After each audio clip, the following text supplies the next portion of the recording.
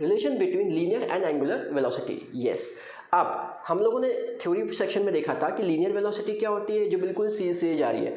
Angular कब बनती है, जब कोई सर्कुलर मोशन आता है, ठीक है। तो अब हम बात करते हैं relation between linear and angular velocity. तो वो होता है v equal to omega r. v हमारी लीनियर वेलोसिटी है, ओमेगा हमारी एंगुलर वेलोसिटी है, r हमारा रेडियस है। चलिए मान लीजिए हमारा कोई ऑब्जेक्ट है, वो a पॉइंट पे है, a से वो कहाँ जा रहा है, b पे जा रहा है। ये आप देख सकते हैं डायग्राम में। ये डिस्टेंस कितना कवर किया, डेल्टा s, एंगल कितना बनाया, डेल्टा थीटा, और ये हमारा क्या हो गया, रेडियस। अब हमें पता है थीटा इक्वल टू क्या होता है, l अपॉन r होता है। तो हमारा थीटा हो गया यहाँ पे delta theta, length of arc हो गया डेल्टा s, और रेडियस हमारा तो r है ही। तो ये हमारा फर्स्ट एक इक्वेशन हमने बनाया। अब हम आगे देखते हैं, divide both side by the term delta t. दोनों तरफ हमने डेल्टा टी से डिवाइड किया। डेल्टा टी से डिवाइड करने के बाद हमें क्या मिला, delta theta by delta t. R radius जो होता है वो कांस्टेंट होता है, तो हम 1/r बाहर लिया, और यहाँ हो गया delta S by delta T. Delta theta by delta T हमारा ओमेगा होता है, and delta S by delta T हमारा नॉर्मल लीनियर वेलोसिटी होता है। तो हमने यहाँ पे एक रिलेशन फाइंड कर लिया। देखिए omega equal to 1/r into v, तो v equal to omega r. This is our relation between omega and v. अब हम आगे बात करते हैं एंगुलर एक्सेलरेशन, इसे हम डिनोट करते हैं अल्फा से, ठीक है।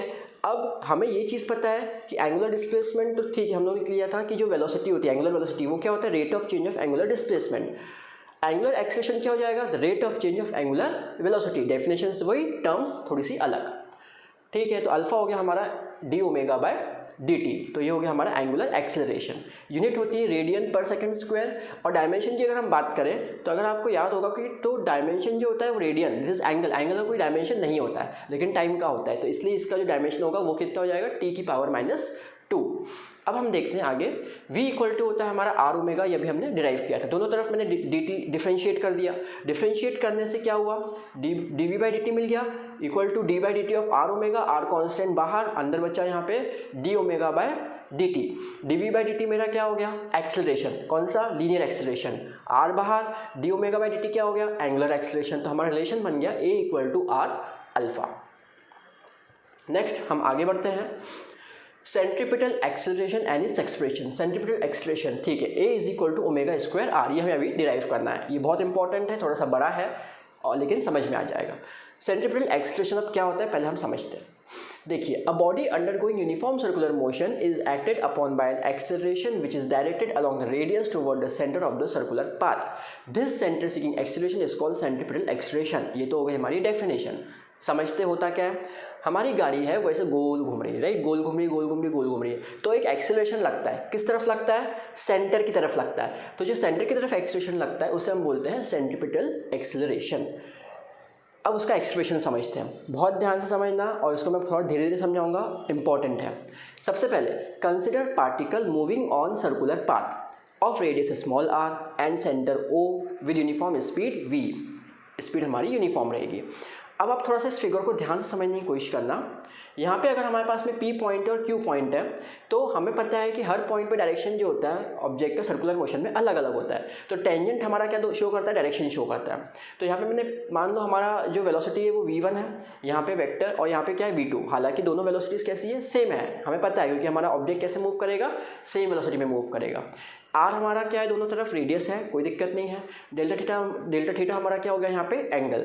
अब मैंने क्या किया है, इस लाइन को मैंने यहाँ पे बनाया, ए बी से रिप्रेजेंट किया, और इस लाइन को मैंने किससे रिप्रेजेंट किया, सी ए से रिप्रेजेंट किया, ठीक है। तो मैंने इन दोनों को रिप्रेजेंट करने के बाद में उनका मैंने जो बनाया एक रिजल्टेंट बनाया। आप अभी हम लोगों ने triangular law of vector addition पढ़ा था, तो उसमें हम लोगों ने ये देखा था, जैसे यहाँ पे आप थोड़ा सा देखिए, A B plus B C equal to क्या हो जाएगा, ए सी, रिजल्टेंट के हिसाब से, राइट। मतलब पहले दो डायरेक्शन सेम जाएंगे, तो ए बी और बी सी सेम डायरेक्शन में जा रहे हैं, तो A B plus B C, and resultant क्या हो जाएगा, will be equal to A C. तो ये हमारा हो जाएगा रिजल्टेंट। अब देखते हैं, by triangular law of vector addition A B plus B C equal to A C, ये मैंने अभी आपको बताया रिजल्टेंट के लिए। ए बी की वैल्यू थी v1, बी सी की वैल्यू हमने ले ली delta V, that is change in velocity, and A C हमारा हो गया v2। तो डेल्टा वी की जो वैल्यू है वो हो गई v2 minus v1। This is the change in velocity in time delta t. Now in triangle O P Q and A B C, अब यहाँ जरा ध्यान से देखिए, O P Q, this is my O P Q, मैंने ये triangle लिया, right, and A B C, दो ट्राइंगल की बात करें तो इसमें आप एक चीज़ देखिए कॉमन, दोनों में जो एंगल है वो कितना है, डेल्टा थीटा है, यहाँ तक क्लियर। एक एंगल हम लोगों ने इक्वल प्रूव कर दिया। अब नेक्स्ट देखिए, अगर मैं बात करूं आगे की, तो यहाँ पे राइट हैंड साइड पहले देखिए, OP बाय OQ भी 1 आएगा क्योंकि R बाय R 1 हो जाएगा, और AB बाय AC भी 1 होगा क्योंकि V बाय V 1 हो जाएगा।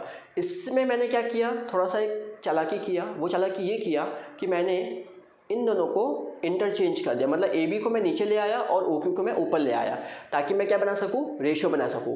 तो अब क्या हो गया, मेरे पास दो रेशियोज इक्वल है, एक एंगल कॉमन इक्वल है, तो ऐसे सिमिलरिटी लग गई, तो दोनों ट्राइंगल कैसे हो गए, सिमिलर हो गए। दोनों ट्राइंगल अगर सिमिलर हो गए तो यहाँ पे हमने लगा दी सिमिलैरिटी। ठीक है, तो ये मैंने यहाँ पे वही चीज़ लिखी है, ये हम लोगों का हो जाएगा सिमिलैरिटी से in triangle OPQ and triangle ABC, PQ by BC। ध्यान से लिख लीजिए इसको कहीं पे, PQ by BC equal to OP by AB। देख लेते हैं ऊपर,